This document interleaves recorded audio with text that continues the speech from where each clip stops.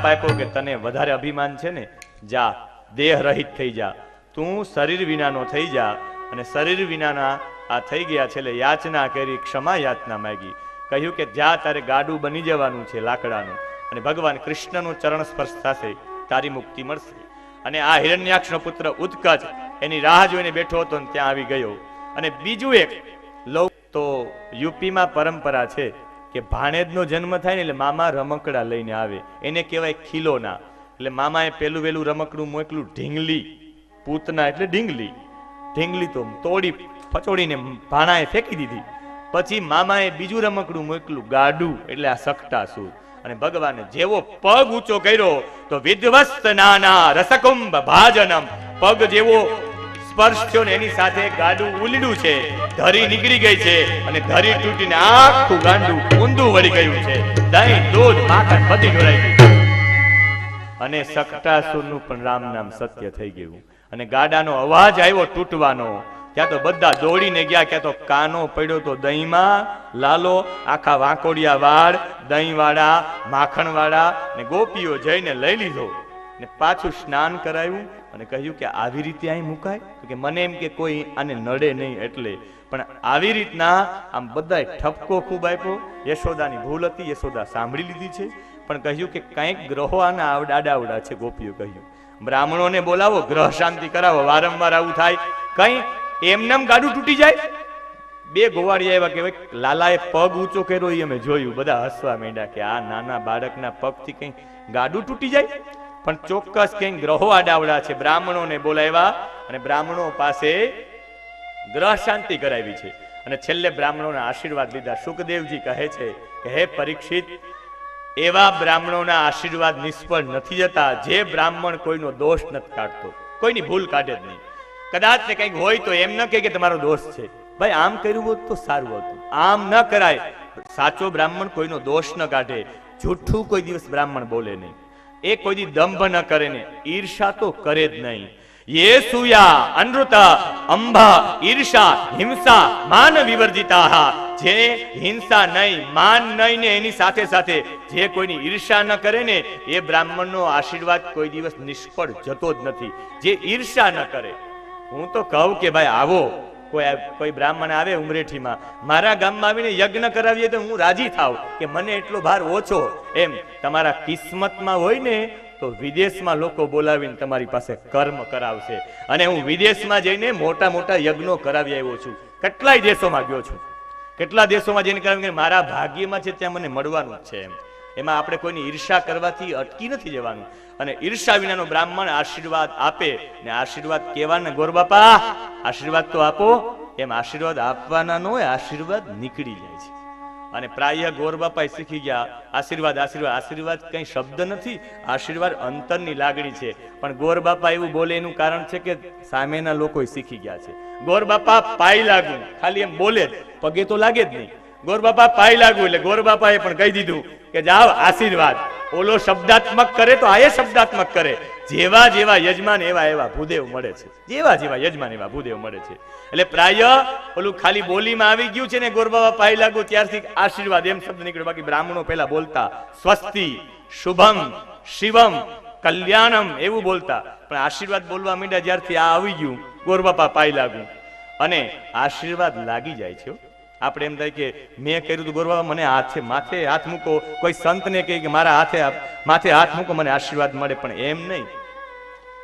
કોઈ ગામડું ગામ હતું ને કોઈ માણસ ગામડા ગામનો માણસ ગયો કાશી ફરવા માટે. કાશીની ટ્રેન ફૂલ ભરપૂર હતી અને એ ભરપૂર ટ્રેનમાં બધી બાજુ માણસો જ માણસો. એમાં એને બેસવાની જગ્યા મળી ગઈ ઉપર, એટલે ઉપર બેસી ગયો સીટ ઉપર. અને મોઢામાં માવો હશે, માવો વચમાં જ રાખેલી, બોલી શકે નહીં. કોઈ એક સૂરદાસ નીકળ્યા પ્રજ્ઞાચક્ષુ, પેટી લઈને નગર મેં જોગી આયા ગાતા ગાતા નીકળ્યા ને એને મજા આવી ગઈ. ઓહો, આનંદ આવી ગયો, સુપર ગાયું. ઉપરથી સોની નોટ ખીચામાં કાઢીને નીચે વાળાને આપી. જઈ તો શકે મતાની કે આપે ને. ઓલા માણસે સોની નોટ લઈને ઓલા પ્રજ્ઞાચક્ષુ સૂરદાસ ને પેટી વગાડવાનું કીધું, ભાઈ લે સોની નોટ હાથમાં આવી. ઓલા એમ જોયું, ઓહો આ તો સોની મોટી નોટ. ઓળખી ગયો. એટલે સૂરદાસ એનો હાથ પકડી લીધો કે ભાઈ તારા દીકરા એસએસસી માં પાસ થાય, તારા દીકરાને સારી નોકરી મળે, તારા દીકરાને સારી ઘરવાળી મળે, તારા પત્નીનું સ્વાસ્થ્ય સારું રહે, તમારા ઘરે ધનધાન્ય ભર્યા રહે, ગામમાં તમારું સન્માન રહે, આમ તેમ આશીર્વાદ આપ્યા. પછી હાલતા થયા ને એટલે આ નીચે વાળો માણસ બોલ્યો કે નોટ ઉપર વાળા આપી, આને આશીર્વાદ મને પકડીને આપ્યા. આંધળા એટલે આંધળા જ કહેવાય. પણ આંધળા હોય ને એનો કાન બહુ સાંભળવા વાળો હોય, તેજ હોય. ભગવાન કંઈક લઈ લે તો બક્ષિસમાં આપે. કાન તેજ હતા, સાંભળી ગયો. એ માણસ પાછા આવીને હાથ પકડીને કહ્યું, ભાઈ હું આંધળો છું, મારા આશીર્વાદ થોડા આંધળા છે, એ તો જેને આપી છે ને ત્યાં જ જવાની છે. જે સત્કર્મ કરે એને મળે, આશીર્વાદ થોડા આંધળા છે.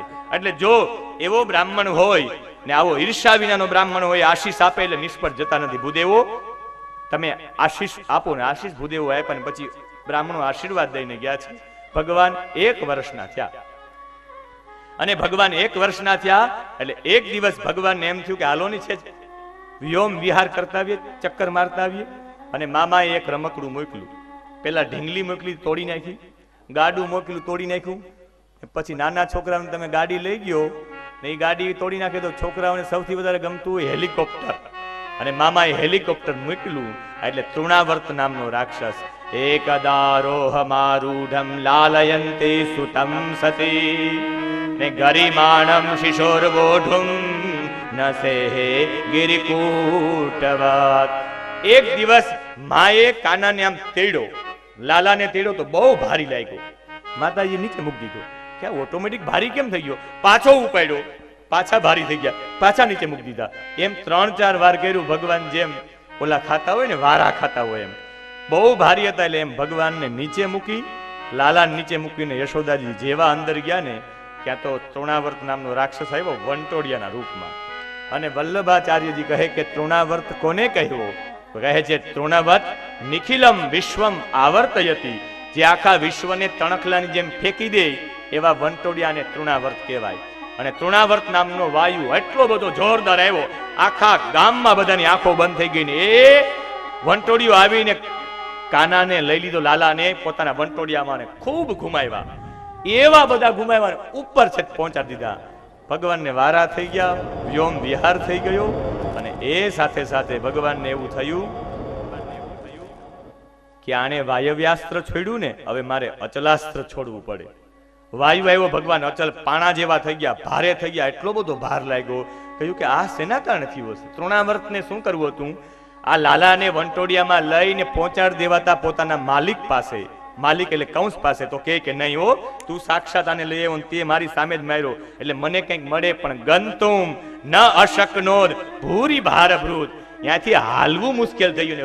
એ જેવું જ ગળું પકડ્યું ભગવાને, અને ગળું પકડ્યું ને ગળું દબાવ્યું એટલે તૃણાવર્તનું પણ રામ નામ સત્ય થઈ ગયું. અને ત્યાંથી નીચે પડ્યા ધબ્બ દેખીને, અને એક રાક્ષસના રૂપમાં પડી અને નીચે પડી ગયા. ભગવાન ત્યાં ગામના પાદરમાં રમતા હતા. ગોપીઓ, યશોદા, રોહિણી દોડીને ગયા. જોયું જ્યાં તો એક મોટો રાક્ષસ તૃણાવર્ત પડેલો હતો અને કૃષ્ણને પાછા લઈ લીધા છે. કૃષ્ણએ આ તૃણાવર્તને મારીને વાયુ તત્વની શુદ્ધિ કરી છે. અને વાયુ તત્વની શુદ્ધિ કરીને ભગવાનને લઈ આવ્યા છે. બધા લોકોએ પછી ખૂબ ઠપકો આપ્યો છે કે આવી રીતે હોય કઈ ને. એ રીતે ભગવાન ને લઈએ ઘરે લઈ આવીને પછી એક મોટા પારણામાં રાખીને પારણામાં ભગવાનને સુવડાવ્યા છે અને પારણું ઝુલાવ્યું છે. પ્રાય જેટલી પણ કથાઓ થાય છે એમાં અમે કથાની વચ્ચે જ્યારે પારણું ઝુલાવવાની વાત આવે ત્યારે પારણું ઝુલાવવાનું અમે કહીએ છીએ. પણ જો અહીંયા કહેશું ને તો હમણાં બધા ઊભા થઈ જશે. કોઈ એક જ 2 ગોપીઓ આવીને પારણું ઝુલાવી છે ને આ પારણું ઝુલાવવું સામાન્ય નથી. આ સંગીતકારો અને બ્રાહ્મણો એના સાક્ષી છે. મારી કથા ઉનામાં હતી, દીક્ષિત પરિવારમાં, જેના ઘરે લગભગ 12-13 વર્ષથી સંતાન જ નહોતું. ને આ કથામાં મેં ઉલ્લેખ કર્યો કે જે પારણું હલાવે ભગવાન એને અહીંયા પારણું બાંધે છે.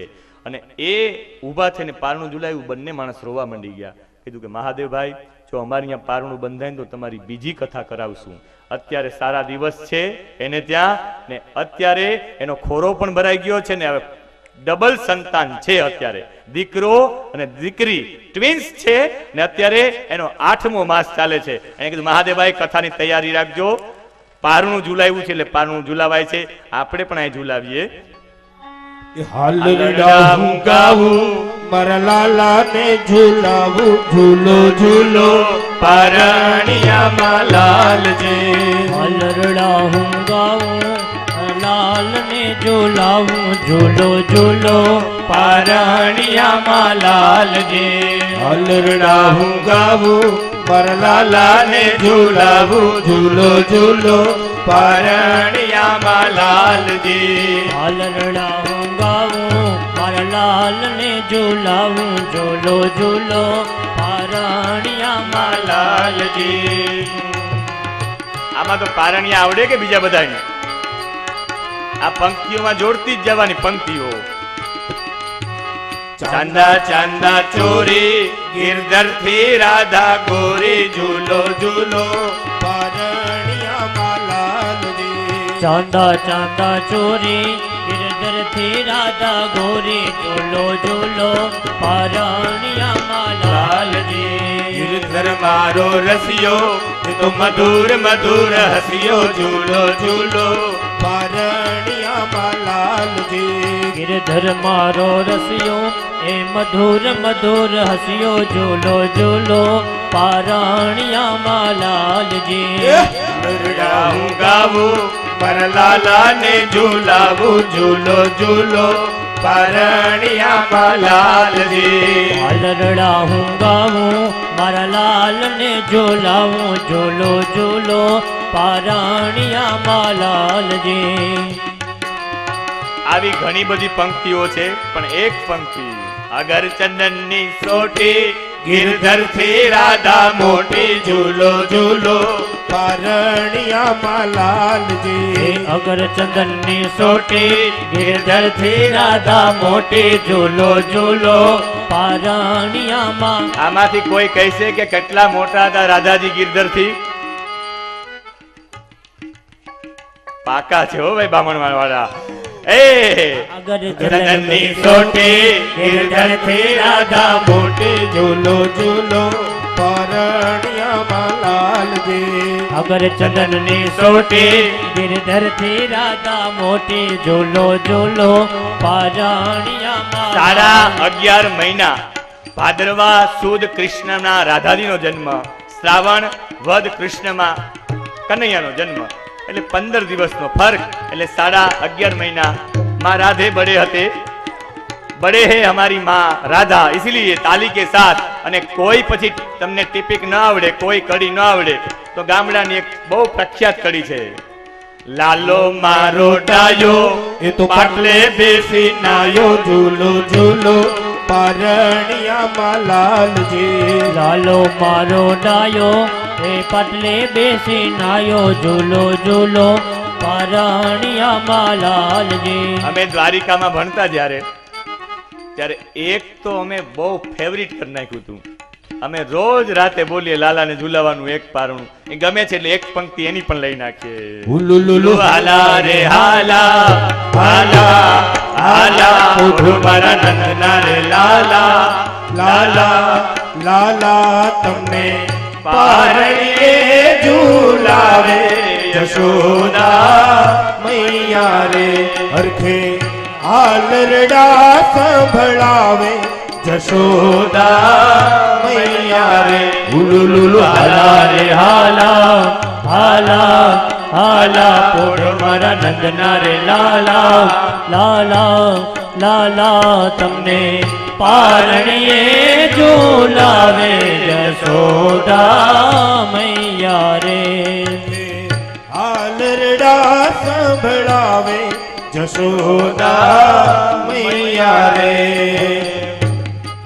પોઢી જાને મારા પ્રેમ દુલારા પ્રેમ ભીની આંખે જાવું પોઢી જાને મારા પ્રેમ દુલારા પ્રેમ ભીની આંખે જાવું લાખો યવારણ લવ અંતરથી હું તો વારી વારી જાવું લાખો યવારણ લવ અંતરથી હું તો વારી વારી જાવું નંદના લાલ કરું જાજાવાલ તને જાજી રે ખમા તને ઘણી રે ખમા હુલુલુલુ હાલા રે હાલા હાલા હાલા પોઢો મારા નંદના રે લાલા લાલા લાલા તમને પારણીએ ઝુલાવે યશોદા મૈયા રે હરખે હાલરડા સંભળાવે યશોદા મૈયા રે. હવે આપણે 12 વાગે કથા વિરામ થાય ત્યારે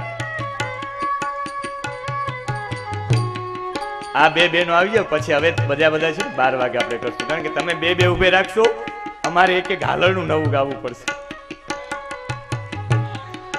બાકી પછી પાછું અમારે ચાલુ કરવું પડશે. પારણીયું બંધાય માં યશોદા ગીત ગાય, લાલો મારો પારણિયામાં ક્યારે પોઢી જાય. પારણીયું બંધાય યશોદા ગીત ગાય, લાલો મારો પારણિયામાં ક્યારે પોઢી જાય. પારણીયું બંધાય માં યશોદાજી ગાય, લાલો મારો પારણિયામાં ક્યારે પોઢી જાય. પારણીયું બંધાય યશોદાજી ગાય, લાલો મારો પારણિયામાં ક્યારે પોઢી જાય. તો ઈચ્છું કે જલ્દી ન જાગે, એને કોઈ રમાડવા ન આવે. હું તો ઈચ્છું કે જલ્દી ના જાગે, એને કોઈ રમાડવા ન માગે. એને બાંધો છે કાળા લાગે, એને કોઈની નજરિયું ન લાગે. એને બાંધ્યો છે કાળે ધાગે, એને કોઈની નજરો ના લાગે. એના વાકડિયા છે વાળ, એના ધોરા ધોરા ગાલ, શિર સોફી રહ્યા. પારણીયું બંધાય માં યશોદાજી ગાય, લાલો મારો પારણિયામાં ક્યારે જો પહોંચી તમારે જાય. લાલાને હિચકાવવો હોય તો તાલીના માધ્યમથી હિચકાવી લઈએ આપણે 2 મિનિટ માટે. પારણીયું બંધાય યશોદાજી ગાય, લાલો મારો પારણિયામાં ક્યારે પોઢી જાય. પારણીયું બંધાય યશોદાજી ગાય, લાલો મારો પારણિયામાં ક્યારે પહોંચી જાય. કોઈ માણસને સાલ ઓઢાડીને સન્માન કરવાનું હોય પીછિયા પરિવારને, તો એક જ માણસ સાલ ઓઢાડે ત્યારે આપણે બધા શું કરીએ? તાલી પાડી લે. એનો મતલબ છે કે આપણે બધાએ ઓઢાડી, એમ આપણે અહીં તાલી પાડી લે એટલે બધાએ લાલાને હિંચકાવ્યો એવો ભાવ છે. એટલે પારણીયું બંધાય યશોદાજી ગાય, લાલો મારો પારણિયામાં ક્યારે પોઢી જાય. પારણીયું બંધાય યશોદાજી ગાય, લાલો મારો પારણિયામાં ક્યારે પહોંચી જાય. લાલો મારો પારણિયામાં ક્યારે પોઢી જાય. લાલો મારો પારણિયામાં ક્યારે પહોંચી એવા માટે લીધું કે કોઈને આમાંથી દુઃખ ન થાય કે ભાઈ અમે ઓલા માટે ન ગયા. 12 વાગે ત્યાં જ રહેશે. 12 વાગે તમે કાનાને એક દોર તમે પણ ખેંચી લેજો, કારણ કે કોઈનું દુઃખ દુભાય ને, કોઈનું દિલ દુભાય ને તો એ ખોટું છે. થોમસ એડિસન, અને વાત યાદ આવે, થોમસ એડિસને બલ્બની શોધ તો કરી પણ એક ચપરાસી પાસે ચડાવવા માટે મોકલો. ચપરાસી ચડાવવા ગયો ને ધ્રુજી ગયો. પહેલી વખત બલ્બ ચડાવતો હતો, બલ્બ પડ્યો તૂટી ગયો. બધાએ વિચાર્યું કે ઓહ હવે તો આ મરી ગયો, આને કંઈક કહેશે. થોમસ એડિસન એક શબ્દ ન બોલ્યા. ફરી 1.5 વર્ષ મહેનત કરીને પાછો બલ્બ ચડાવ્યો. એના હાથે જ બધાએ તાલીઓ પાડીને થોમસ એડિસનને પૂછ્યું કે 1.5 વર્ષ તમારે પાછળ જવું પડ્યું, આને તમે કેમ બોલ્યા નહીં એ સમયે? કહ્યું કે ભાઈ એ સમય બોલે જ ને તો એનું દિલ તૂટી જાત. જો લેમ્પ તૂટીએ તો પાછો થઈ શકે, પણ કોઈનું દિલ તૂટવું ન જોઈએ. લેમ્પ તૂટે તો પાછો બની શકે, કોઈનું દિલ ન તૂટવું જોઈએ. इसलिए બ્રાહ્મણ વાળાનું કોઈનું દિલ ન તૂટે. એટલે આપણે 12 વાગે એક દોરી ખેંચી લેશું. પણ અત્યારે કથામાં પ્રવેશ. અને આ રીતે માં યશોદા આજે સ્તનપાન કરાવે, એમને ઉઠાડીને જ્યારે જાગે છે કનૈયાજી ત્યારે સ્તનપાન કરાવે છે ને એનું વર્ણન શુકદેવજીએ ભાગવતજીમાં કર્યું છે. એકદામ અર્ભકમ આદાય સ્વાંકમ આરોપ્ય ભામિની, પોતાના ખોડામાં લઈને સ્તનપાન કરાવે. આ લખવાની કોઈ જરૂરિયાત ન હતી, પણ મને એવું લાગે છે કે ભગવાન શુકદેવજી એવું કહેવા માંગતા હોય કે ભવિષ્યમાં સ્ત્રીઓ છે ને, એ ભવિષ્યમાં સ્ત્રીઓ કોઈ દિવસ પોતાના બાળકને સ્તનપાન નહીં કરાવે, પોતાની શરીર સારું રાખવા માટે. એટલે ભગવાન કહે કે બાળક, સુખદેવજી કહે બાળકને માનું દૂધ જેટલી પૌષ્ટિકતા આપે એટલા બીજા કોઈ ના આપી શકે. અને બીજો ભાવ એ પણ છે કે કદાચ તમને સ્નેહ તમારા બાળક પ્રત્યે હોય, સ્નેહ હંમેશા એકમુખી ન હોવો જોઈએ, સ્નેહ હંમેશા સર્વતમુખી હોવો જોઈએ, સર્વમુખી સ્નેહ હોવો જોઈએ. તમારા દીકરાના સ્નેહમાં કેટલું ખવડાવવું, કેટલું પીવડાવવું એ પણ હોવું જોઈએ. કારણ કે પ્રેમ પરિચાયક છે, પણ એની માત્રા જોવી જોઈએ, અપચો ન થઈ જાય બાળકને, એનું ધ્યાન રાખવું જોઈએ. અને બીજું, માના દૂધમાં તાકાત છે. કોઈ ચારણને દેશવટો મળ્યો હતો, મૂડીની વાત છે, ને આ ચારણને દેશવટો મળ્યો ને ચારણ એ મૂડીના પાદરમાં પહોંચ્યો ને દરબારનો એક દીકરો હતો. કહ્યું કે આજ રાત્રે મારે ત્યાં રોટલા ખાઈને જાઓ, મારે અહીંયા રાત વાસો કરો. કહ્યું કે ભાઈ મને દેશવટો છે ને જે રાજાએ મને દેશવટો આપ્યો ને એ મને જે રાત રોકશે કે મને સહયોગ કરશે એનો એ દુશ્મન બની જશે, વિચારી લેજો. છોકરો કે હમણાં જ આવું છું. ઘરે જઈને માને પૂછ્યું કે લઈ આવવાને. ત્યારે માના શબ્દો હતા કે દીકરા, જ્યારે તારા બાપુ સાથે હું જતી હતી બહાર, તું બહુ રડવા માંડી ગયો, પણ રાજની મીટિંગ હતી એમાં જવું જ પડે એમ હતું. તું ખૂબ રોયો, દાસીએ તને બહુ સાંત્વના આપી પણ તું શાંત ન થયો. છેલ્લે દાસીએ તને ધવડાવ્યો. હું જ્યારે આવી મને ખબર પડી, મેં તને ઊંધો કરી, ચારે બાજુ ફેરવીને બધું દૂધ બહાર કાઢી નાખ્યું. પણ આજે વિશ્વાસ મને થઈ ગયો, એકાદું ટીપું રહી ગયું એટલે તું પૂછવા આવ્યો, બાકી મારું દૂધ હોય તો તું પૂછવા જ ના આવ. માના દૂધમાં તાકાત છે. ને આ રીતે ભગવાન અહીંયા સાબિત કરવા માંગે છે કે પરમાત્મા કહે છે કે મેં માનું દૂધ પીધું એટલે હું બળવાન છું. એટલે તમે તમારા બાળકોને કૃષ્ણ બનાવવો હોય તો માના સ્તનનું દૂધ મળવું જોઈએ. આ તો નાનપણમાં બોટલ, પછી યુવાનીમાં બોટલ, વૃદ્ધાવસ્થામાં બોટલ, બોટલ અને બોટલ. આ બોટલથી બહાર રહેવા માટે, પોતાનું શરીર સારું રાખવા માટે, બોડી જાળવવા માટે પ્રાય સ્ત્રીઓ આવી થઈ જશે. ઋષિઓએ જે લખ્યું છે ને બહુ પરફેક્ટ લખ્યું છે. આજ સુધી ઋષિઓ એક નિયમ આપ્યો કે ભાઈ એક હાથે જ જમવું, જમવામાં બે હાથ ન રાખવા. ઋષિઓ નિયમ હતો, પણ મને એવું લાગે આજે સાચો થઈ ગયો છે. કારણ કે દરેકના હાથમાં મોબાઈલ હોય, એક હાથમાં મોબાઈલ હોય ને એક હાથમાં જમતા હોય. એ વિચારી રાખ્યું હતું કે એક હાથે જમશે ને એક હાથમાં મોબાઈલ રાખશે, એટલે એક હાથે જમવાની યોજના પહેલેથી થઈ ગઈ હતી. એટલે કહેવાનો ભાવ છે ઋષિઓ ક્રાંત દ્રષ્ટા હતા, બહુ લાંબુ જોઈ શકતા. ને હવે ભગવાન મોટા થઈ ગયા છે, પણ હવે ભગવાનનું નામકરણ થાય છે, જેને કહેવાય નામ પ્રાગટ્ય ઉત્સવ. અને નામ વ્યાકરણ પ્રમાણે નામનું પણ વ્યાકરણ છે અને રૂપનું પણ વ્યાકરણ છે. અમે સંસ્કૃત ભણીએ ને એમાં કૃદંત આવે, તિગંત આવે, એકમાંથી હજારો રૂપ થાય, એક જ ધાતુ હોય પણ એમાંથી રૂપો ઘણા બધા થાય. એમ ભગવાનનું નામકરણ છે, પણ મારે કોઈ સામાન્ય પાસે નહીં, વિદ્વાન પાસે જ રખાવવું છે.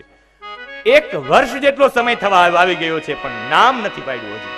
એનું કારણ કે કોઈ વિદ્વાન આવે ને આ તરફ વસુદેવજી પ્રાર્થના કરી, ગર્ગાચાર્યજી તમે જઈને મારા દીકરાનું નામકરણ કરી આવો. અને નામકરણ કરવા માટે ગર્ગાચાર્યજી આવે છે ને ગર્ગાચાર્ય બે હાથ જોડીને પ્રાર્થના કરે છે. ત્વમ હિ બ્રહ્મ વિદામ શ્રેષ્ઠ સંસ્કારાન કર્તુમ અર્હસી બાલયોર અનયોર નૃણામ જન્મનામ બ્રાહ્મણો. કહ્યું કે હું તમારા દીકરાનું નામ પાડીશ નહીં, કારણ કે ખોટી મુસીબત આવી જશે. કારણ કે આઠમના દિવસે જન્મ થયેલા બાળકોને કંસ મારી નાખે છે, અને હું નામ પાડીશ તો ખબર પડશે કે આ વસુદેવનો પુત્ર છે અને આને મૃત્યુનું કારણ બની જશે. કારણ કે પાપી સર્વત્ર પાપમ આશંકતે, પાપી હંમેશા બધામાં પાપ જોતો હોય, એટલે કંસ એવું જોશે તમારા બાળક ઉપર મુસીબત થશે. એટલે નામ પાડવું હોય ને તો નામ એટલે આત્મ મંત્ર કહેવાય. નામ એટલે, અને આત્મ મંત્ર એકાંતમાં જ હું પાડી શકું. જો આ તમારી હોય તો પાડી શકું, કે આવા જ્યોતિષી આવ્યા તો પાડીશ એકાંતમાં નામ. ઘરે ગયા, યશોદાને કહ્યું કે ચાલ તૈયાર રે, આપણે ગૌશાળામાં એકાંતમાં નામ પાડવાનું છે. યશોદા કે ખાલી નિષ્ક્રમણ સંસ્કાર હોય, ઘરની બહાર પેલી વખત નીકળીને આખા ગામને હું જમાડું. ભાગવત કથા હોય એમાં તમે કોઈને જમાડો નહીં તો હાલે? સત્યનારાયણ ભગવાનની કથામાં આખા ગામને જમાડો, એ ભાગવત કથામાં કોઈને નહીં, એવું બને? કહ્યું કે એમાં આખા ગામને ધુવાડા બંધ કર્યું, આમાં પણ કરવું છે કે નહીં? તો આવા વિદ્વાન પાછા જતા રહેશે. અને જશોદાને ભાઈ જમાડવાનો બહુ શોખ. યશમ દદાતી ઇતિ યશોદા, જે બીજાને યશ આપે ને યશોદા કહેવાય. અને આને એટલો બધો શોખ, જે ખૂબ જમાડે ને બધાને એ જગદીશ્વર પાસે જાય. ખૂબ જમાડે એ જગદીશ્વર પાસે જાય, ખૂબ જમા કરાવે પૈસા, ખૂબ જમા કરાવે એ જમરાજ પાસે જાય ને ખૂબ જમ્યા જ કરે ને એ જશલોક હોસ્પિટલ જાય બોમ્બે, ખૂબ જમા જ કરે છે. અહીં જમાડવાનો શોખ પણ કહ્યું કે નહીં વિદ્વાન છે. અને જ્યોતિષ છે ને એને બધા સાવ નિમ્ન કક્ષાએ માને છે. જ્યોતિષમાં આવું કઈ ન હોય, આમ ન હોય. જ્યોતિષ છે ને જ્યોતિષામ અયનમ ચક્ષુહુ, જ્યોતિષ ભગવાનની આંખ છે. વેદની આંખ એટલે જ્યોતિષ અને વેદ સાક્ષાત નારાયણ છે. આ તો લે ભાગુ લોકો જ્યોતિષ જોવા મંડી ગયા ને એટલે જ્યોતિષ નીચું થઈ ગયું. બાકી જ્યોતિષ તમે જે નંગ પહેરો છો ને એ પણ વૈજ્ઞાનિક છે ને, ગ્રહોની અસર ચોક્કસ થાય છે. ચંદ્રમાની અસર થાય પૂર્ણિમાના દિવસે, 75% પાણી સમુદ્રમાં ફેરફાર થાય છે, તો આપણી ઉપર અસર કેમ ન થાય? લંડનના ડોક્ટર છે ડોક્ટર બેવિટ, લંડનના ડોક્ટર છે ડોક્ટર લુડવિક, અમેરિકાના ડોક્ટર છે ડોક્ટર હેનરી, એના ડોક્ટર છે ઇને વોનકોટ, ડોક્ટર મૂર લંડનના છે જે ક્રોમો હાઇડ્રોપેથીના નિષ્ણાંતો છે. આને એક નિયમ બનાવ્યો છે કે માણસના શરીરમાં જેમ 7 રંગના મેઘધનુષ હોય ને એમ 7 રંગ તમારા શરીરમાં પણ છે. જાની વાલી પીનારા, શરીરમાં કોઈ પણ રંગ ઓછો થાય એટલે તમે નબળા પડો. આજે બામણવાડામાં આજના દિવસે 11:20 કોઈ બાળકનો જન્મ થાય તો આજે મંગળ શુક્ર જે ગ્રહો છે, આ પૃથ્વી છે બામણવાડામાં, પૃથ્વી બામણવાડા અહીં છે. હવે મંગળ નામનો ગ્રહ અહીંયા છે તો અહીંયા એ બાળકને લાલ પ્રકાશ મળશે નહીં. મંગળ લાલ કલરનો છે. હવે એ બાળકને નાનપણમાં લાલ પ્રકાશ નથી મળ્યો, લાલ પ્રકાશની ઉણપથી લાંબો થશે એટલે ખંજવાળના રોગ ઉપડશે. શરીરમાં ખંજવાળ આવે, ડોક્ટર પાસે બધું બતાવે તો એ મેળ ના આવે, ગોરબાપાને બતાવે, ગોરબાપા કઈ મંગળ નડે છે એવો શબ્દ વાપરે. મંગળ એટલે લાલ પ્રકાશ મળ્યો નથી. એ લાલ પ્રકાશ તમે જમવામાં શું જમવામાં લેવાનું તો કે ટમેટા લેવાના, બીજી મસૂરની દાળ ખાવાની, મસૂરની દાળ શિવજીના મંદિર ઉપર પધરાવી, લાલ કપડું અર્પણ કરવું, એક મંગળનો નંગ પહેરવો. એટલે એ પથ્થર હોય સૂર્યના કિરણોને પકડે, એ સૂર્યના કિરણોના રેસા શરીરમાં અંદર પહોંચાડે. અહીંયા જામ ખંભાળિયા પાસે એક સેન્ટર છે, એમાં તમને ચેક કરે કે બ્લુ પ્રકાશ ઘટે શરીરમાં તો કે હા. બ્લુ કાચની પાછળ તમને ઊભા રાખે, બહારથી લેસર કિરણો પાડે, લેસર કિરણો એ કાચમાં થઈને તમારી ઉપર આવે. બ્લુ પ્રકાશ ઘટતો હોય મળી આવે તમે પાછા શારીરિક મજબૂત થઈ જાવ. શારીરિક મજબૂત થઈ જાવ એટલે માનસિક પણ થઈ જાવ. તમને હાથમાં લાગ્યું હોય તો તમારું મન જ્યાં ત્યાં જાય, સારું લાગ્યું છે એટલે માનસિક પણ તમે આવો. શારીરિક નબળો પડે એટલે માનસિક નબળો પડે, શારીરિક અને માનસિક નબળો પડે આર્થિક પણ પડી જાય કે ભાઈ પૈસા નથી ક્યાંય. એટલે એમ શારીરિક, માનસિક અને આર્થિક આના કારણે થાય છે. અને સૂર્યના કિરણો રેસાવાળા નંગ પકડે, ઉપર પીળો ગ્રહ હોય તો અંદર પીળો પ્રકાશ આપે, ઉપર બ્લુ હોય તો બ્લુ આપે. એ રેસા પકડીને કિરણો આપવાનું કામ કરે છે. ડોક્ટર બેડવિલ કહે છે કે જે માણસને પેરાલિસિસ થયો હોય, પક્ષાઘાતનો હુમલો આવ્યો હોય, એ માણસને લાલ રૂમમાં રાખવાનો, ફરતી બાજુ આખો લાલ રૂમ, બધા કાચ લાલ, પાણીની બોટલ આપવાની એ પણ લાલ કલરની, લાલ કલરની બોટલમાંથી જ પાણી પીવે, લાલ પ્રકારના ખોરાક ખાવામાં આવે. 6 મહિના સુધી આમ લાલ જ વસ્તુ કરવામાં આવે એટલે પેરાલિસિસનો હુમલો એમનેમ દૂર થઈ જાય. લાલ પ્રકાશ ઘટતો હોય તો જ પેરાલિસિસ આવે. પછી ડોક્ટર લુડવિક કહે છે કે જેને ન્યુમોનિયા થઈ ગયો છે, બ્રોન્કાઇટિસ જેને કહેવાય શરદી જતી જ ન હોય, જેને શરદી ન જતી હોય, શરદીનો કોઠો બરાબર જેને જામી ગયો હોય, એ પીળા કપડા પહેરે, પીળી ચણાની દાળ ખાય, બટેટા વાળા ખાય, એની સાથે સાથે વણેલા ગાંઠિયા ખાય, ગુરુવારના દિવસે પીળી વસ્તુ ખાસ ખાય, પીળા રૂમમાં બેસે, પીળા દરવાજાની બારીઓ રાખે, પાણીની બોટલ પીળી રાખે, જમવામાં પીળી વસ્તુ રાખે. 6 મહિના કરે એટલે એને ગમે એવી શરદી હોય જતી રહી.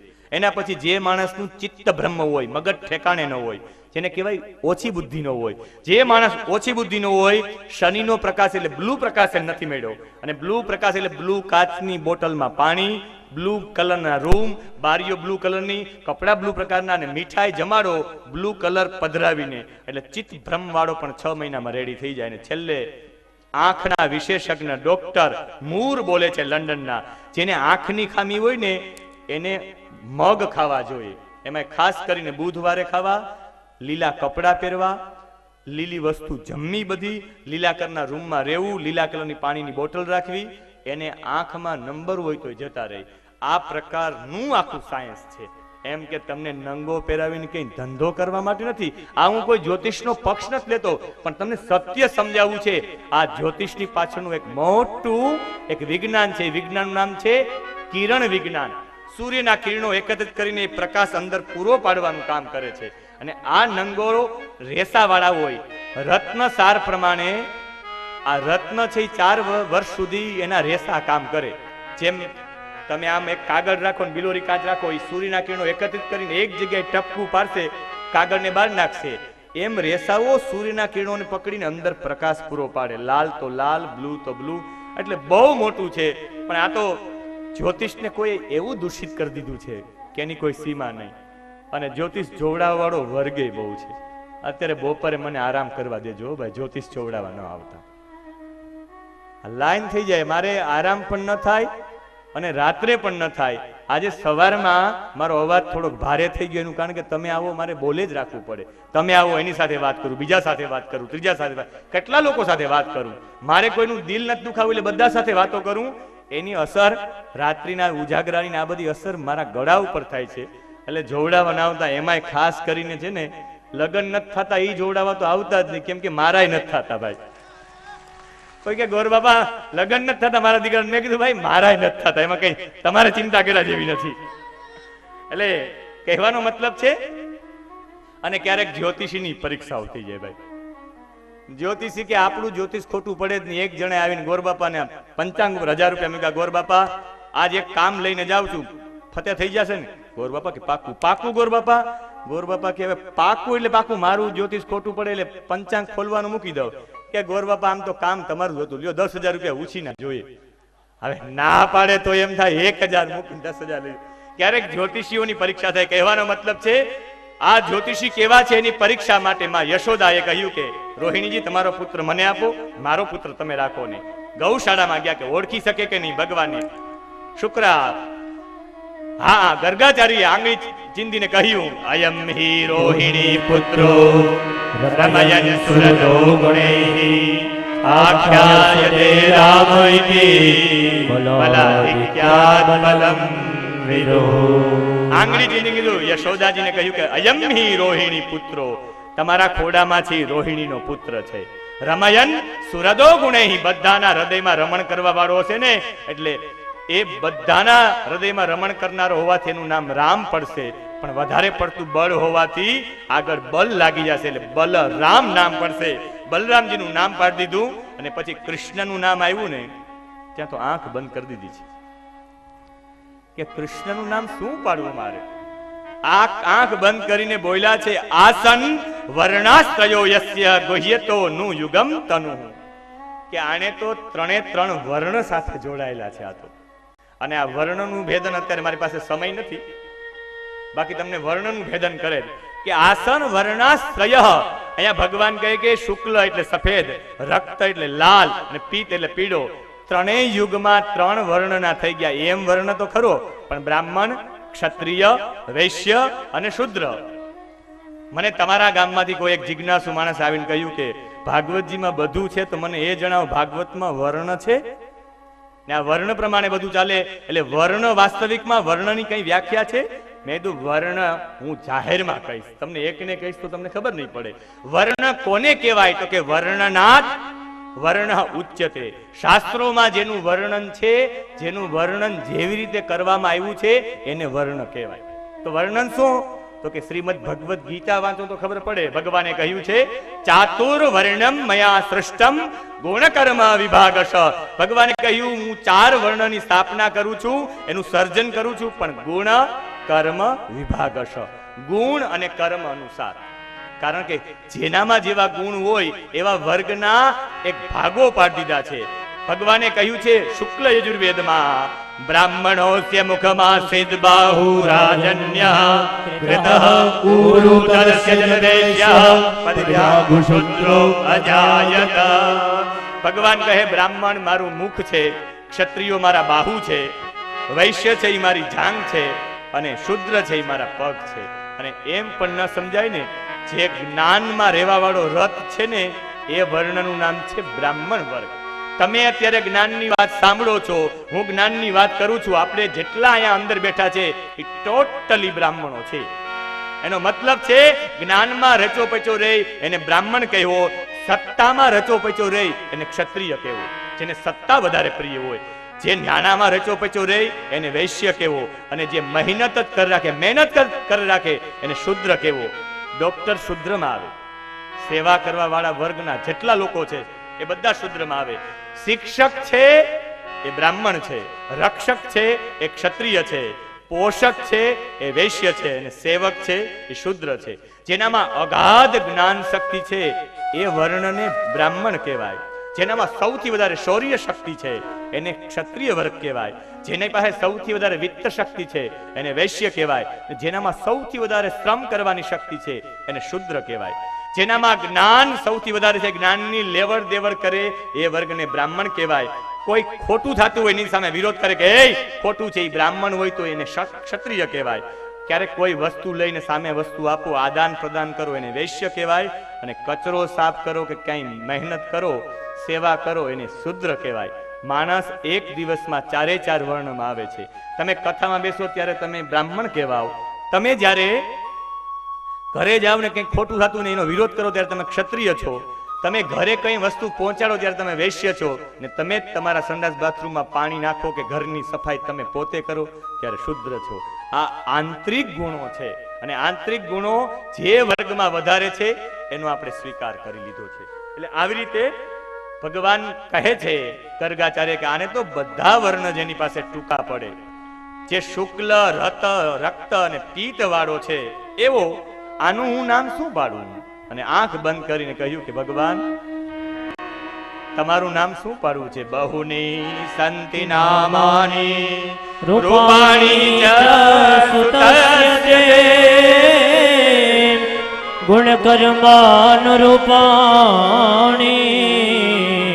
તાન્યહં વેદનો જના. કહે છે કે હું શું આમનું નામ પાડું? આના તો હજારો નામ છે. અને છેલ્લે છતાં પણ કહ્યું કે કર્ષતિ ઇતિ કૃષ્ણ, આ બધાને કર્ષણ કરવા વાળો બનશે. એટલે આનું નામ પાડવામાં આવશે કૃષ્ણ, અને ભગવાનનું નામ કૃષ્ણ પાડી દેવામાં આવ્યું છે. અને કૃષ્ણ નામ પડી ગયું છે પછી ભગવાને આશીર્વાદ આપ્યા ગર્ગાચાર્યએ, ત એવસ્મિન મહાભાગામ પ્રીતિમ કુર્વતી માનવાહ. મારા આશીર્વાદ છે કે આખું જગત આની ઉપર પ્રીતિ કરતું રહેશે.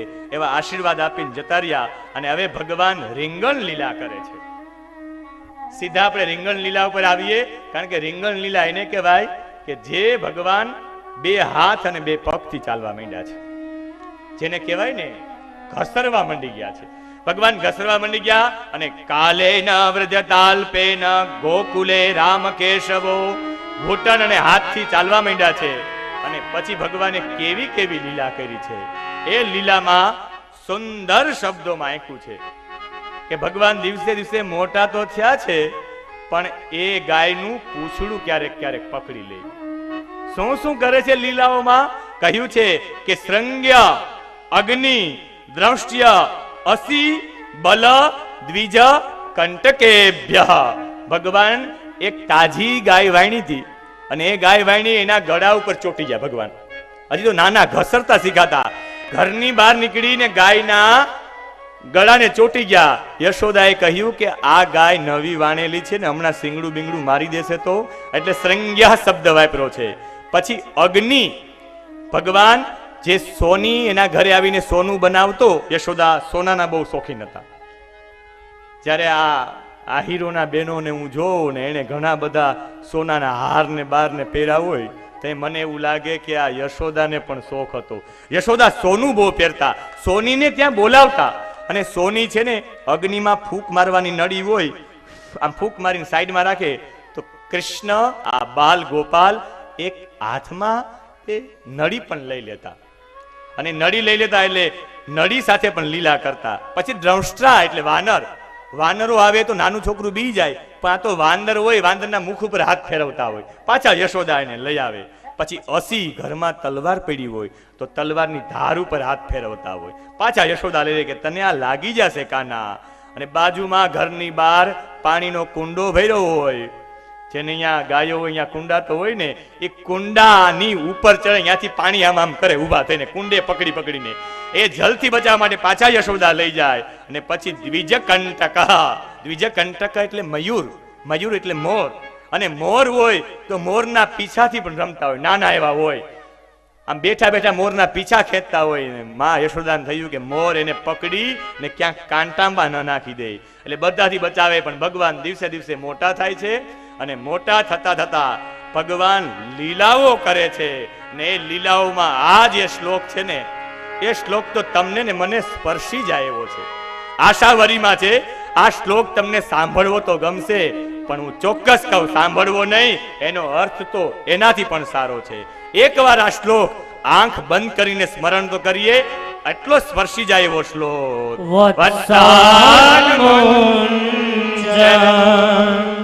ક્વચિદ સમયે ક્રોશ સંજાત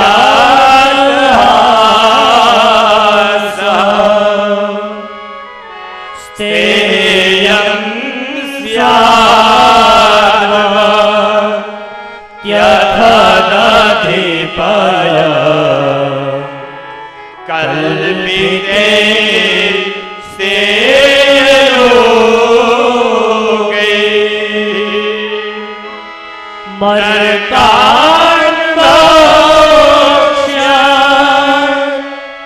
વિભજતિ સર્જે નારી ભાંડં પિનતિ દ્રવ્યાલાભે સગૃહ કુપિતો યાત્યુપક્રોશ્યતો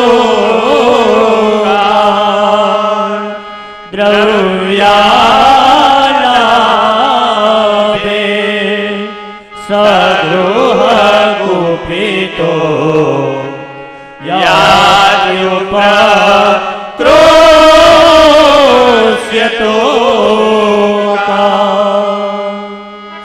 કેટલું સુંદર વર્ણન સુખદેવજી કર્યું છે. વત્સાલ મુંચન ક્વચિત અસમયે કહ્યું છે. સુખદેવજી કહે, પરીક્ષિત, આનાથી મોટો યોગી કોણ હોય? 8 પ્રકારના યોગ છે, પણ નવમો યોગ કાઢનારો કોઈ હોય ને, એ કૃષ્ણ કનૈયો છે. કહે છે સુખદેવજી કે મેં એવું સાંભળ્યું છે કે રાજ યોગ હોય, મંત્ર યોગ હોય, લય યોગ હોય, હઠ યોગ હોય, પણ સ્થેય યોગે કલ્પિતે સ્થેય યોગે આને સ્થેય યોગ કર્યો. સ્થેય એટલે ચોરી. ચોરીને કોઈ દિવસ યોગ કહેવાય? પણ આ સ્થેય યોગે કહ્યું છે. ભગવાને ચોરીને યોગ કહ્યો છે, અને ભગવાને ચોરી કરી ત્યો. આ ચોરી નહોતી, એક પ્રકારની ક્રાંતિ હતી, માખણની ક્રાંતિ. એક દિવસ મધુમંગલ ભગવાનનો મિત્ર, ભગવાનનું મિત્ર મંડળ બહુ મોટું હતું. ભગવાન મોટા થઈ ગયા છે, અને મધુમંગલ, તોષ, સંતોષ, બિલ્વમંગલ, શ્રીદામા, આ બધા એના મિત્રો. કેમ થયું ભાઈ? માખણ ચોરીમાં જવું છે? અને આ તોષ, સંતોષ, બિલ્વમંગલ, આમાં છે ને, તમે આગળ આવીને બેસો ને ઊભા થઈને નીકળો ને, એટલે મને એવું લાગે મારી કથામાં હજી ખામી છે, હજી હું લાયક નથી કથાને લાયક કે તમે મારી કથામાંથી ઊભા થઈને વહી જાઓ. હજી તમને રસ પડે એવી કથા હું નથી કરતો. મને એવું પ્રાય થઈ રાખે, એટલે પ્રાય તમને કંઈક કામ હોય ને તમારે કથામાં આવવું જ પડે એવું હોય તો પ્લીઝ પાછળ બેસજો. છેલ્લે ત્યાંથી ઊભા થઈને જાવ તો અમને ખબર ન પડે કે તમે જતા રહ્યો, પણ અહીંયાથી ઊભા થઈને જાઓ ને એટલે મને ચોક્કસ થાય કે હું કથામાંથી કાચો છું. મારામાં હજી એવી ત્રેવડ નથી કે તમને હું સતત 3 કલાક માટે બેસાડી શકું. મારે હજી પણ કંઈક પરિશ્રમ કરવાની જરૂરિયાત છે, એવું મને વારંવાર થાય રાખે. એટલે જેને આગળ એ જ બેસે, માફ કરજો તમે ઓલા માટે નહીં, પણ આનાથી મારું ધ્યાન ભંગ થઈ જાય. તમે ઊભા થઈને જાઓ એટલે 1 સેકન્ડ માટે મારે વારંવાર ધૂન બોલાવી પડે, કારણ કે મને એવું થાય કે આમાં શું કંઈક ત્રુટિજન્ય લાગે. એટલે અહીંયા ભગવાને મધુમંગલ, તોષ, સંતોષ,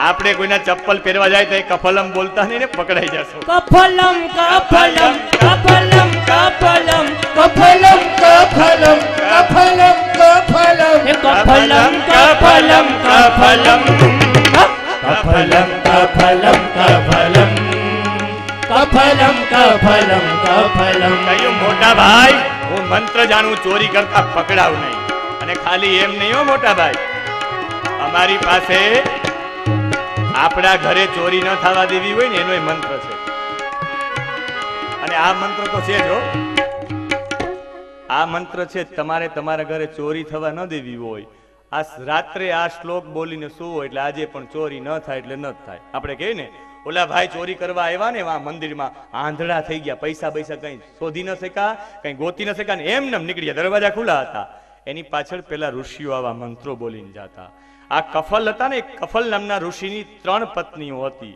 એકનું નામ દાહિની, એકનું નામ મોહિની અને સતી.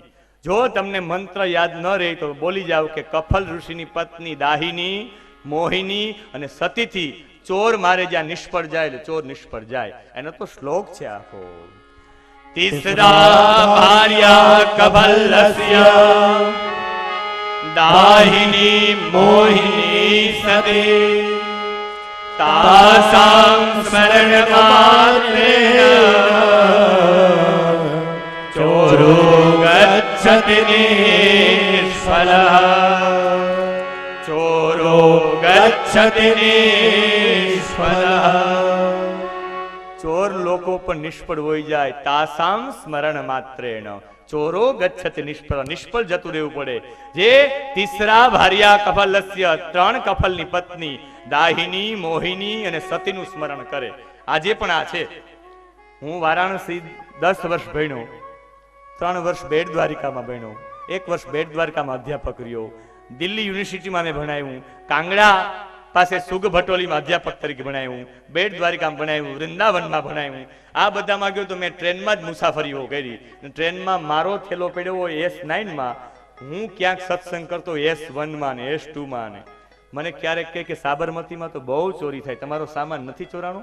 મેં કીધું હું થેલો મૂકું તો બોલતો પણ જાઓ. તીસરા ભાર્યા કફલસ્ય, આ મેં પ્રયોગ કરેલો છે, આજ સુધી નથી ચોરાવડા. તમે ચપ્પલ કાઢીને આવો ત્યારે આ બોલીને આવજો કે અમારા ચપ્પલ ના જાય. અને આવા ચપ્પલની ચિંતા બહુ ન કરવી ને. એક આવા મોટા પ્રસંગમાં 1-2 પનોતી જાય તો એમાં કઈ ખોટું છે નહીં. એટલે આપણા શાસ્ત્રકારોએ ચપ્પલ જાય ને દુઃખ ન થાય એટલે બનાવી દીધું કે તમારી પનોતી ગઈ એટલે અંદરથી હાશકારો રહે કે કઈ નુકસાનમાં નથી, ફાયદામાં છે, તમારી મનોવૃત્તિ સારી રહે. એના માટે ઋષિની આ યોજના. પ્રમુખ બન્યા એટલે પ્રમુખે કહ્યું પહેલી વહેલી ચોરી આપણે અહીંયા જેટલા પ્રમુખ હોય ને એને પેલા દાન કરવું પડે, પ્રમુખને આગળ થવું પડે. આ પ્રમુખ કૃષ્ણ એવા હતા કે ચાલો આપણે ઘેર ચોરી કરીએ. ને આખી મંડળી લઈને ગયા છે ચોરીની, કે આ ચોરી મારા ઘરેથી શરૂઆત કરીને ભગવાને ચોરી પોતાના ઘરે કરી છે. માને કહ્યું કે ગંગી ગાયનું દૂધ લઈ આવ, ને માં ગંગી ગાયનું દૂધ લેવા ગયા, ક્યાં તો તાલી પાડી ને બધા આવી ગયા. બધા લોકોને માખણ ખવડાવ્યું, બધાને માખણ ખવડાવ્યું, વાંદરાઓને ખવડાવ્યું, મટકીઓ બટકીઓ તોડી નાખીને બધા બહાર નીકળી ગયા છે. ને પછી તો આખા નગરમાં ચોરી ચાલુ થઈ. આ ચોરી કેમ કરતા, કેવી રીતના કરતા, ક્યાં ક્યાં કરતા, એ બરાબર હું તમને 3 વાગે કહીશ. અત્યારે મારી પાસે 10 મિનિટ છે તો મારે તમને ઝાંખી બતાવવાની છે કે ચોરી કરવા કનૈયોને જાતા આખા ગ્રુપને લઈને શું બોલતા બોલતા જાતા અને કેમ જાતા, મટકીઓ કેમ તોડતા એ બતાવવાનું છે. પણ એક કથા એના અંતર્ગત લઈ લઉં છું. બધામાં ચોરી થઈ અને પ્રભાવતી નામની એક ગોપી હતી કે મારે અહીંયા ચોરી કરી નાખે તો સાચો. કોઈ સમાચાર આવ્યા પ્રભાવતી એવું કહે છે કાના કે મારે ત્યાં ચોરી કરે તો સાચો. કાનો કૃષ્ણ કે ચોરી હવે ત્યાં જ કરવી છે ને આજે જ કરવી છે. પ્રભાવતીનો દીકરો મંડળમાં હતો કે ભગવાન એવું નહીં, મારી માં બહુ તૈયાર છે. એને મટકીઓની ચારે બાજુ ઘંટડીઓ બાંધી રાખી છે. ખાલી આમ હલે ને હવાથી છીકું હલે તો એ ખબર પડી જાય મારી માને. એટલે કાના તું જાતો નહીં હોય, ચોર બારી પાસે સતાઈને જ બેઠી હોય. કાનો કે કરવી છે ત્યાં જ કરવી છે, વાત થઈ પૂરી. ચાલો, અને આ બધાને લઈને ભગવાન ચાલ્યા છે આખા મંડળ સાથે પ્રવેશ કરવાની સાથે ગોવિંદા આલા રે આલા જરા મટકે સંભાળ બ્રિજ બાલા ગોવિંદા આલા રે આલા જરા મટકી સંભાળ બ્રિજ બાલા ગોવિંદા આલા રે આલા જરા મટકે સંભાળ બ્રિજ બાલા ગોવિંદા આલા રે આલા જરા મટકી સંભાળ બ્રિજ બાલા 1 2 3 4 સંગ 5 6 7 હે ગ્વાલા 1 2 3 4 સંગ 5 6 7 હે બાલા અહીંયા ચાર જ છે. ગોવિંદા આલા રે આલા જરા મટકે સંભાળ બ્રિજ બાલા ગોવિંદા આલા રે આલા જરા મટકી સંભાળ બ્રિજ બાલા અને આ કૃષ્ણ ભગવાન જેવો પ્રવેશ કર્યો, એક છોકરાને મોકલ્યો કે જાઓ કયો કે એના દીકરો બેભાન થઈને નદી કિનારે પડ્યો છે, યમુનાના કિનારે. સમાચાર મળ્યા મારો દીકરો પ્રભાવતી દોડીને ગઈ ને ક્યાં તો આખી ટીમ આવી ગઈ અંદર. આવી आई माखन के चोरों की सेना आई माखन के चोरों की सेना ये जरा बच के संभल के जी रहना जरा बच के संभाल के रहना ये बड़ी नटखट है फौज कहीं आए जो मौज बड़ी बड़ी नटखट है फौज कहीं आएगी मौज ये बड़ी नटखट है फौज कहीं आए जो मौज बड़ी बड़ी नटखट है फौज कहीं आएगी मौज नहीं बचने का नहीं बचने का कोई भी ताला ताला गोविंदा आला रे आला जरा मन के संभाल ब्रिज बाला गोविंदा आला रे आला जरा मन के संभाल ब्रिज बाला અને ગોઠવાઈ ગયા બધા. એ ઉપર કૃષ્ણે ચડીને જેવી જ મટકીમાં મારી છે એક જ વાંસળી. 1 2 3 4 5 6 7 હે બાલા 1 2 3 4 5 6 7 है ग्वाला गोविंदा आला रे आला जरा मन के संभाल ब्रिज बाला गोविंदा आला रे आला जरा मटकी संभाल ब्रिज बाला वो कैसे निकली ये झूम के ये टोली कैसे निकली है झूम के डोली कैसे निकली है झूम के ये टोली कैसे निकली है झूम के ये डोली आज खेलेगी दूध से ये होली आज खेलेंगे दूध से ये होली आज खेलेगी दूध से ये होली आज खेलेंगे दूध से ये होली ये बिके कितना भी अंग ठंडी होना उमंग भी बिके कितना भी ठंड रंग होना उमंग बिके कितना भी अंग ठंडी होना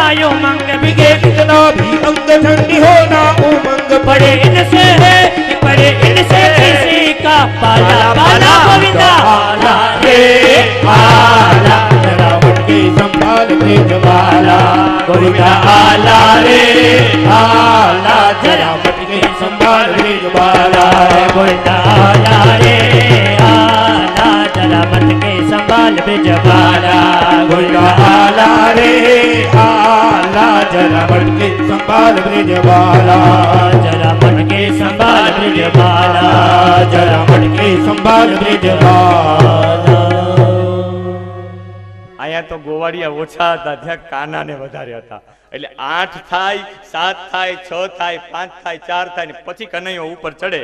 બોમ્બેમાં જે મનાવવામાં આવે ને એ બોમ્બેમાં જે બધાય કરે છે જન્માષ્ટમી કાનાની નકલ છે ને પછી કાનો ઉપર ચડ્યો ને ઘંટડીઓને કીધું એ ક્રોમ બંધ થઈ જવાનું છે, મંત્ર બોલ્યો છે. એટલે કીધું કે કોઈને પણ વગાડવાનું નથી, બંધ થઈ જાઓ. બધી ઘંટી કે નહીં વગાડીએ ભાઈ, અને નહીં વગાડવાનું કીધું કે હવે અવાજ થવાનો છે ઉપરથી. માખણ આપ્યું, બધાને ખવડાવ્યું, બધા ખાવા માંડી ગયા. પછી બધાને પધરાવ્યું ને પછી ભગવાન મુઠમાં મૂકવા ગયા કે તો ઘંટડીઓ વાગવા માંડી અને સાંભળી ગઈ છે પ્રભાવતી. ઓહો, આ તો મારા ઘરની ઘંટડી. દોડીને આવી ત્યાં તો બધા લોકોએ પ્રભાવતીને જોયા, હાથમાં દંડો ને પ્રભાવતીને જોઈને આખું ગોપી મંડળ જાગ્યું ને સિક્કા પર લટકાઈ ગયા કૃષ્ણ. કૃષ્ણએ લટકતા લટકતા આંખ કાઢી કે ઘંટડી વગેડી કેમ? મેં તને મંત્ર બોલ્યો તો એ. તો કહ્યું કે પ્રભુ તમારા ભક્તો ખાય, વાંદરાઓ ખાય ત્યાં સુધી વાંધો નહીં, પણ મારા ઠાકોરને ભોગ લાગે ને ઘંટી ન વાગે ઠાકોર તમે આરોગો ત્યારે ઘંટી તો વાગવી જ પડે ને. આપણે ભોગ લગાડીએ ત્યારે ઘંટી વગાડીને પછી એને પકડી લીધો હાથમાં ને કહ્યું કે ચાલ તારી મા પાસે લઈ જાવ, આજ તને ખબર. અને રસ્તામાં લઈ જતા હતા, સામેથી વડીલ નીકળ્યા વાહો ફરવા માટે. જેવા ગયા ને કાનાએ હાથ છોડાવી, એના જ દીકરાનો હાથ પકડાવી દીધો ને કાનો દોડીને ઘરમાં જતો રહ્યો ને બેસી ગયો ઘરમાં જઈને. આવીને કહ્યું ક્યાં છે ભાઈ? નીકળો બહાર. યશોદા કહેતા કે મારો દીકરો ચોરી ન કરે, ચોરી ન કરે. આ તમારો દીકરો ચોરી કરીને આવ્યો છે. ત્યારે કહ્યું જો તો ખરી કોણ છે આ? તારો દીકરો. કાનો કે માં શું છે? કાનાની આવી એક લીલા નહીં, ઘણી લીલાઓ છે, 5 થી 7 લીલાઓ છે. પણ એ લીલાઓ સાંભળવી હોય તો હું 3 થી 3:30 માં બધી લીલાઓ કહી નાખીશ. બરાબર 3 વાગે, અત્યારે 12 માં 5 મિનિટનો સમય છે, 2 મિનિટ માટે સંકીર્તન અને બરાબર 3 વાગે આવજો. આપણે 5:30 વાગે ગોવર્ધનજીને અહીંયા આપણે જોવાના છે. 56 ભોગ સમર્પિત કરવાના છે. ભગવાનને ભોગ પણ લગાવવાનો 56 પ્રકારનો અને ગોવર્ધન લીલામાં સંમેલિત થશું. પણ અત્યારે 2 મિનિટ આ ગોપીઓનો ભાવ હતો કે જ્યારે હું જળ ભરવા ગઈ ત્યારે કાનાએ અમને ખૂબ પરેશાન કરી ને એ ભાવ સાથે તાલી સાથે પ્રવેશ ધૂનમાં જળ ભરવાને હું તો ગઈ કે સાપો મળ્યો કાનુડો. જળ ભરવાને હું તો ગઈ કે સામો મળ્યો કાનુડો. જળ ભરવાને હું તો